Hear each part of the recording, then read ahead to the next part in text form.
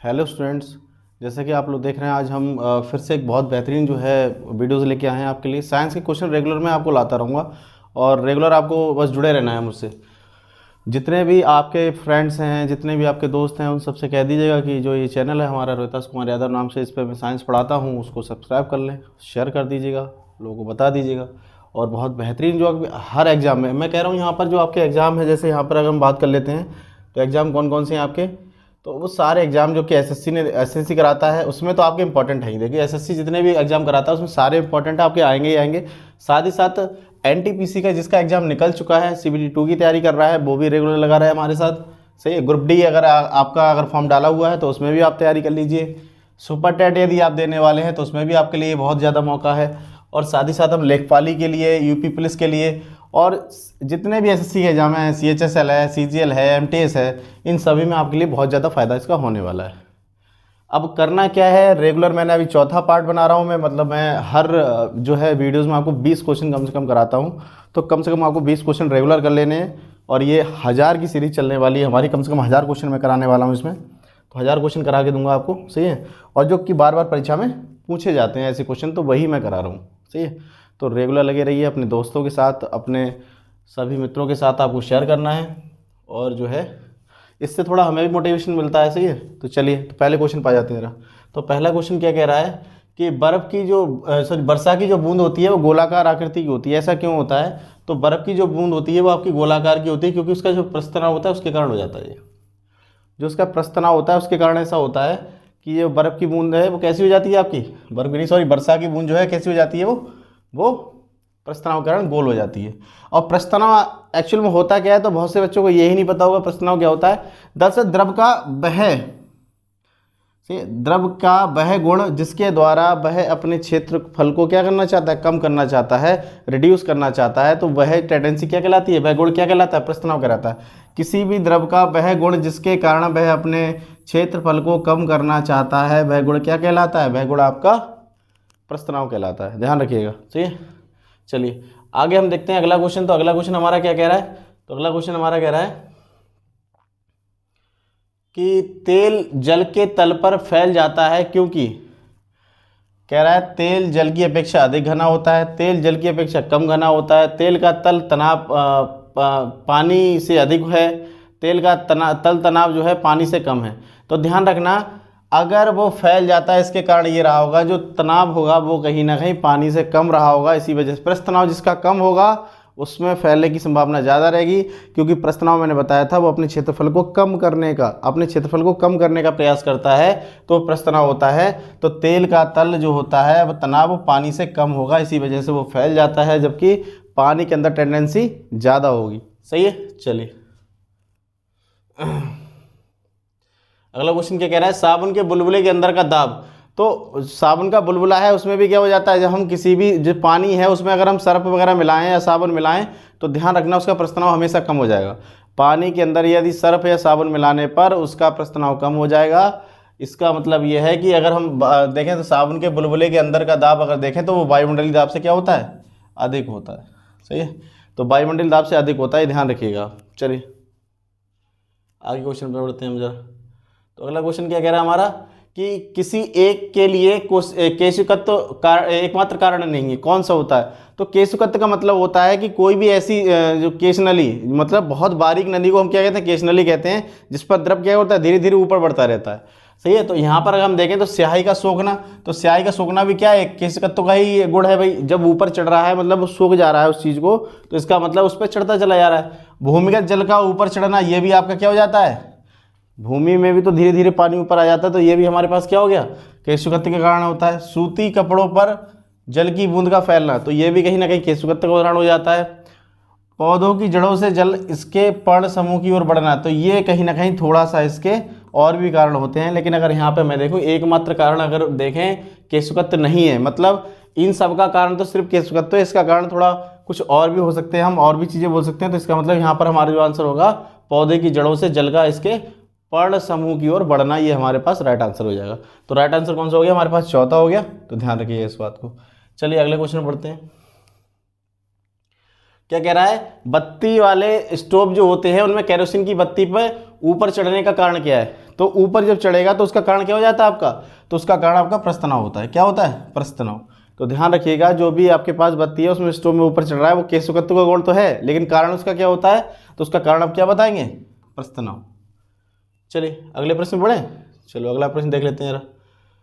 तो अगला प्रश्न क्या कह रहा है हमारा कि एक केश नली में जल की अपेक्षा एक तरल जो है अधिक ऊंचाई तक चढ़ता है, तो उसका कारण क्या होता है। मैं कह रहा हूँ मेरे पास जो है ये मतलब जल है, जल की अपेक्षा एक तरल पदार्थ ज़्यादा ऊपर चढ़ गया, तो उसका कारण क्या होगा, तरल जल की अपेक्षा अधिक श्यान है, तरल का ताप जल की अपेक्षा अधिक है, तरल का प्रस्थ तनाव जल की अपेक्षा कम है, तरल यहाँ या तरल आएगा ये आपका, तो यहाँ तरल का प्रस्थ तनाव जल की अपेक्षा ज़्यादा है, तो जिसका प्रस्थ तनाव ज़्यादा होगा वो ज़्यादा अच्छे से ऊपर चढ़ पाएगा। तो यहाँ पे मैं बोल सकता हूँ कि तरल का प्रस्थ तनाव ज़्यादा होगा जल की अपेक्षा, इसी वजह से वो क्या करता है, वो ऊपर की ओर चढ़ता रहता है। तो जो भी द्रव हमारे पास ऊपर की ओर चढ़ेंगे, इसका मतलब ये है उनका प्रस्थ तनाव कहीं ना कहीं अधिक होगा दूसरे के कंपैरिजन में। चलिए अगला क्या कह रहा है, जब किसी झील की तली से उठकर वायु बुलबुला ऊपर की सतह पर तक जाएगा तो उसका आकार कैसा होगा। तो ध्यान रखना, ऊपर क्या होगा, उसमें वायु दाब क्या हो जाएगा, कम हो जाएगा, और इस वजह से क्या होगा, उसका जो है आकार क्या हो जाएगा, बढ़ जाएगा, थोड़ा बड़ा सा हो जाएगा। जैसे वो पहले वो नीचे होगा तो छोटा होगा, लेकिन धीरे धीरे ऊपर बढ़ता जाएगा तो उसका आकार क्या होगा, बढ़ता चला जाएगा। तो यहाँ पर हम कह सकते हैं कि जो बुलबुला झील के तल से उठ रहा है वो धीरे धीरे ऊपर जब जाएगा तो उसका आकार बढ़ता चला जाएगा, क्योंकि वहाँ पर आपका दबाव थोड़ा कम हो जाता है। चलिए अगला कहते हैं कि ताप बढ़ने के साथ द्रव की श्यानता क्या होती है। अगर ताप बढ़ जाती है तो द्रव की श्यानता अपने आप धीरे धीरे घटने लगती है। ध्यान रखिएगा, श्यान कम होगा, वो ज़्यादा से ज़्यादा लिक्विड टाइप में होता चला जाएगा, तो श्यानता उसकी कम हो जाएगी। लेकिन अगर हम गैसों की बात करें तो ताप बढ़ने पर गैसों की जो श्यानता होती है वो बढ़ जाती है। दोनों में ध्यान रखना। अगर द्रव की पूछ रहा है तो क्या बताएंगे, घट जाएगी, लेकिन अगर हम पूछे किसकी, द्रव गैसों की, तो वहाँ पे होगी बढ़ जाएगी।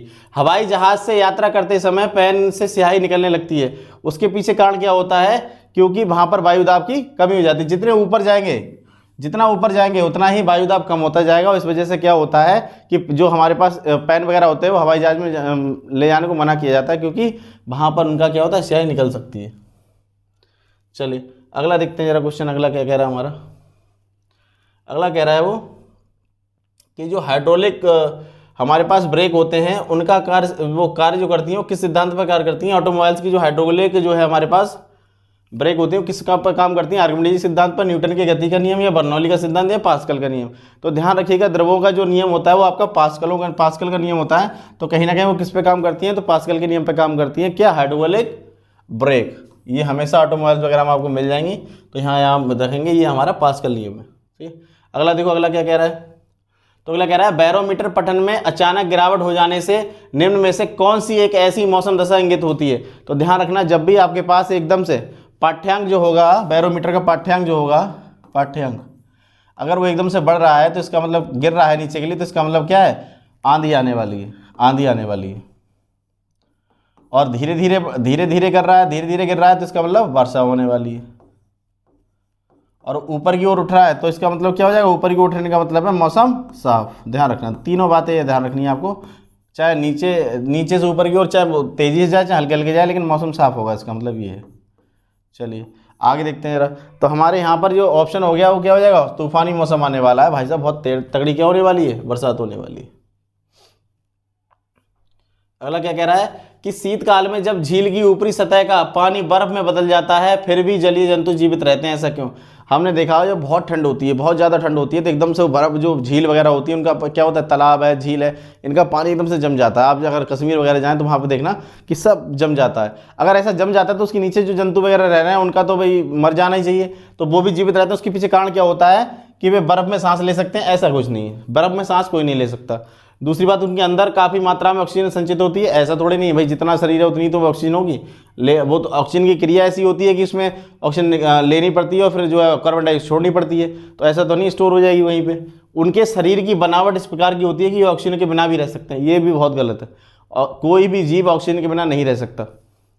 पानी का घनत्व 4 डिग्री सेंटीग्रेड से पर अधिक होता है, जिससे बर्फ़ की ऊपरी सतह के नीचे पानी रहता है। दरअसल ये 4 डिग्री सेंटीग्रेड पर हमारा क्या होता है, घनत्व पानी का सबसे ज़्यादा होता है। तो अगर पूछे पानी का घनत्व सर्वाधिक कहाँ होता है तो बताएंगे 4 डिग्री सेल्सियस पे।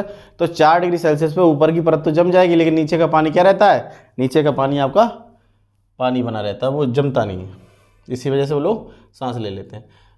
बर्फ़ जमी झील के अंदर मछलियाँ जीवित रह सकती हैं। मछलियाँ नियत तापी होती हैं, मतलब एक उनका कांस्टेंट टेम्परेचर रहता है, ऐसा कुछ नहीं है। मछलियाँ बर्फ़ में शीत निष्क्रिय हो जाती हैं, ऐसा भी कुछ नहीं है। झील की तली पर जल नहीं जम पाता, तो तल पर तो जम जाता है, झील की तल जो होगा उस पर तो जम जाएगा, नीचे नहीं जमता है। तो बर्फ़ ऊष्मा का उत्तम चालक है। तो मैं कह सकता हूँ कि जो हमारे पास झील की तली है उसके नीचे जो है, मतलब तल तो नीचे, हाँ पृष्ठ बोलेंगे, सॉरी उसमें पृष्ठ कहेंगे। अगर झील का पृष्ठ होगा तो वो तो जम जाएगा, ऊपर वाला क्षेत्र जो जम जाएगा, लेकिन जो नीचे वाला एरिया है वो जमता नहीं है। तो इस वजह से क्या रहता है, मछलियाँ हमेशा जीवित रहती है। तो जो नीचे वाला पानी होता है, क्योंकि वो 4 डिग्री सेल्सियस पे ऊपर ही परत तो जम जाती है, लेकिन जो नीचे का पानी है वो जमता नहीं। इस वजह से क्या रहता है, मछलियाँ अंदर ही रहेंगी और वो पूरी तरह से सुरक्षित रहती हैं, उनको कोई भी दिक्कत नहीं होती। चलिए अगला देखें जरा। वस्तु की मात्रा बदलने पर अपरिवर्तित रहेगा, क्या रहेगा, मतलब वस्तु की मात्रा अगर हम बदल दें तो फिर क्या ऐसा है चेंज नहीं आएगा, आयतन में, भार में, द्रव्यमान में और घनत्व में। तो हम कहेंगे वस्तु की मात्रा अगर हम देखें तो हमारे पास घनत्व बराबर क्या होता है, तो घनत्व बराबर हमें पता है द्रव्यमान बटे आयतन, द्रव्यमान बटे आयतन, ध्यान रखिएगा। तो द्रव्यमान बटे आयतन अगर हमारे पास है यहाँ पर, तो कहीं ना कहीं जो घनत्व है वो किस पर डिपेंड करता है, उसके आयतन और द्रव्यमान पर, उसकी मात्रा पर कोई डिपेंडेंसी नहीं है इसकी। तो कहीं ना कहीं इसका आंसर क्या हो जाएगा, घनत्व हो जाएगा। ये घनत्व जो है उसकी मात्रा पर किसी तरीके से कोई दिक्कत नहीं होती है, द्रव्यमान और आयतन पर ही डिपेंड करता है। सही है। चलिए अगला क्या कह रहा है वो, कि पानी का अपेक्षित घनत्व सर्वाधिक किस ताप पर होता है। तो अपेक्षित घनत्व, अब ये मैंने बताया था आपको, 4 डिग्री सेल्सियस पर सबसे ज़्यादा होता है। तो 4 डिग्री सेल्सियस पर इसका सबसे ज़्यादा घनत्व होता है। तो पूछेगा पानी का घनत्व कितना होता है, सबसे ज़्यादा कब होता है, तो बताएंगे 4 डिग्री सेल्सियस पर। ध्यान रखिएगा इस बात को, सर्वाधिक पूछता है बहुत बार पेपर में। कह रहा है किस ताप पर पानी का घनत्व सर्वाधिक होता है, तो हम कहें 4 डिग्री सेल्सियस पर होता है। कितने पे होता है, 4 डिग्री सेल्सियस पर। चलो अगले सवाल बढ़ते जरा। क्या कह रहा है, जल का अधिकतम घनत्व होता है। अब देखिए यहाँ पर यूनिट चेंज कर ली, तो हमें पता है हमारे पास डिग्री सेल्सियस से अगर केल्विन में बदलना है, तो केल्विन में बदलने के लिए हम क्या करेंगे, तो हमारे पास जो 4 डिग्री सेल्सियस है प्लस में हम कहेंगे 273, तो कितना बन जाएगा 277, मतलब 277 डिग्री, सॉरी केल्विन है तो डिग्री नहीं लगाएंगे। ध्यान रखना केल्विन एक ऐसा है जहाँ पर हम डिग्री नहीं लगाते, बाकी आपका फ़ारेनहाइट हो, चाहे आपका रोमर हो, चाहे आपका सेल्सियस हो, तो वहाँ पे सब पे डिग्री चलेगी, लेकिन केल्विन वाले में डिग्री नहीं लगाते। ये भी पूछा जाता है काफ़ी बार। तो 277 केल्विन पर जो है ये सर्वाधिक घनत्व माना जाएगा। अगला देखिए, लोहे की कील पानी पर क्यों तैरती रहती है जबकि वह पानी में डूब जाती है। पानी नहीं, पारा होगा यहाँ पे, पारा, पारे पे तैरती रहती है जबकि वह पानी में डूब जाती है। उसके लोहे के पारे से रासायनिक क्रिया की प्रवृत्ति पानी की तुलना में कम होने के कारण लोहे का भार पानी से अधिक होता है जबकि पारे से कम होता है। लोहे का घनत्व पानी से अधिक होता है जबकि पारे से कम। ये बात सही है, घनत्व वाली, जिसका घनत्व कम। ध्यान रखिएगा, अगर आपको कभी भी तैरने वाला कॉन्सेप्ट आ जाए कि ये तैरते रहता है, ऐसा रहता है, वैसे रहता है, तो ध्यान रखिएगा जिसका घनत्व कम होगा वो ऊपर रहेगा, जिसका घनत्व ज़्यादा होगा वो नीचे आ जाएगा। तो इसका मतलब है लोहे का घनत्व पानी से तो कि अधिक होता है, इस वजह से डूब जाता है, लेकिन पारे से कम होता है इसलिए वो तैरता रहता है। तो हम यहाँ पे हम बोलेंगे पारे पे क्यों तैरता रहता है, क्योंकि जो लोहे का घनत्व है वो पारे से कम होता है, और पानी में क्यों डूब जाता है, क्योंकि लोहे का घनत्व पानी से अधिक होता है। सही है। चलिए, एक सुई पानी में डूब जाती है जबकि लोहे से बना जहाज पानी पर तैरता रहता है, क्यों। सुई की नोक नुकीली होती है, इससे क्या मतलब है, सुई की नोक नुकीली है, इससे क्या मतलब है। जहाज सपाट होता है, ये भी कोई रीज़न नहीं रहा। जहाज एक शक्तिशाली इंजन द्वारा चलाया जाता है, ये बात सही है कि हाँ इंजन द्वारा चलाया जा सकता है, लेकिन इसका मतलब ये नहीं कि वो डूबेगा नहीं। लेकिन कह रहा है सुई का अपेक्षित घनत्व उसके द्वारा हटाए गए पानी के अपेक्षित घनत्व से अधिक होता है। ये बात बिल्कुल सही है कि अपेक्षित घनत्व उसके द्वारा हटाए गए पानी से अधिक होता है, इस वजह से वो डूब जाती है। सही।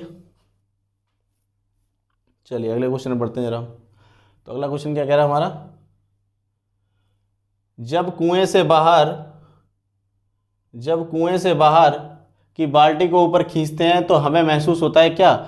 बाल्टी जब तक पानी की सतह पर रहेगी तो हमें हल्की महसूस होगी, लेकिन जैसे ही हम उसको ऊपर की ओर खींचेंगे, जब भी हम उसकी ऊपर की ओर खींचेंगे तो वो हमेशा पानी की सतह से ऊपर भारी हो जाती है। सही है, ध्यान रखना है इस बात का कि जब हम उसको ऊपर खींचेंगे तो पानी की सतह से जैसे ऊपर आएगी तो वो भारी महसूस होगी, लेकिन पानी की सतह पर जब तक रहेगी तब तक हमें वो हल्की महसूस होगी। चलिए अगले क्वेश्चन बढ़ते हैं। तो अगला क्वेश्चन क्या कह रहा है हमारा, चलिए तो इतना ही कर लेते हैं आज के क्वेश्चन। हमारे पास 20 क्वेश्चन ये हुए थे और बहुत बेहतरीन क्वेश्चन है, यकीन मानना अगर इसमें आप रेगुलर हमारे जो वीडियोस देखते रहे तो आपको इनसे बहुत बेनिफिट होने वाला है, बहुत फ़ायदा होने वाला है। तो बहुत धन्यवाद आपका जो आपने जो है हमारी वीडियोस देखी, तो उसके लिए बहुत बहुत धन्यवाद। तो साथ ही साथ हमें क्या करना है, आपको अब इसमें शेयर भी करनी है इस वीडियोज़ को और सब्सक्राइब भी करना है, ठीक है। और जिन लोगों ने सब्सक्राइब कर रखा है वो अपने मित्रों को सब्सक्राइब करा दें, ठीक है। उन्हें बता दें कि ये बहुत अच्छा एक चैनल है जो कि अच्छा पढ़ाते हैं। अगर आपको लगता है वास्तव में अच्छा पढ़ाता हूँ तो आप जो है शेयर कर दीजिएगा, ठीक है। चलिए आज के लिए इतना ही रखते हैं, धन्यवाद।